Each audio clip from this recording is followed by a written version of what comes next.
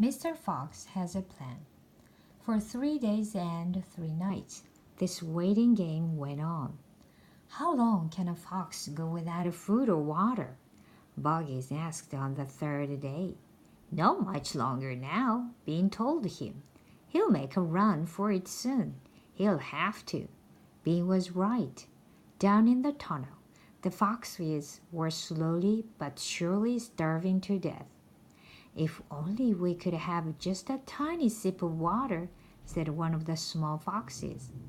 Oh, Dad, can't you do something? Couldn't we make a dash for it, Dad? We'd have a little bit of a chance, wouldn't we? No chance at all, snapped Mrs. Fox. I refuse to let you go up there and face those guns. I'd sooner you stay down here and die in peace. Mr. Fox had not spoken for a long time.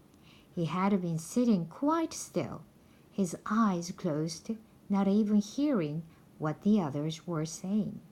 Mrs. Fox knew that he was trying desperately to think of a way out. And then now, as she looked at him, she saw him start himself and get slowly to his feet.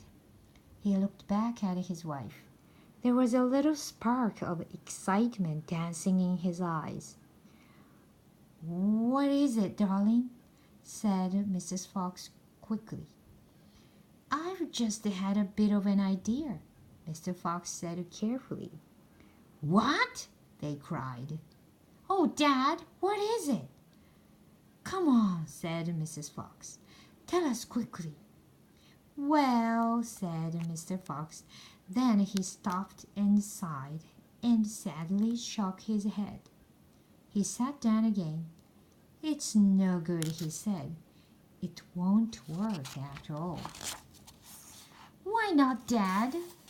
Because it means more digging, and we aren't any of us strong enough for that after 3 days and nights without food.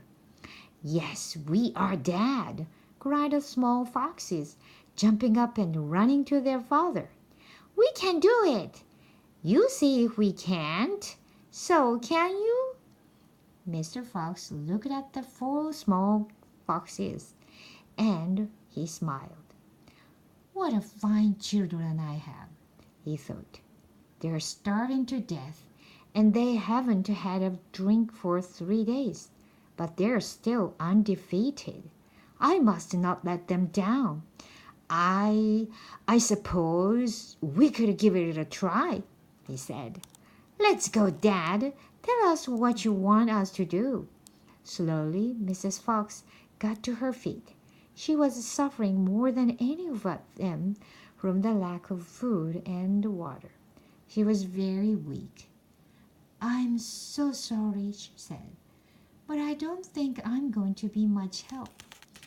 You stay right where you are, my darling, said Mr. Fox. We can handle this by ourselves.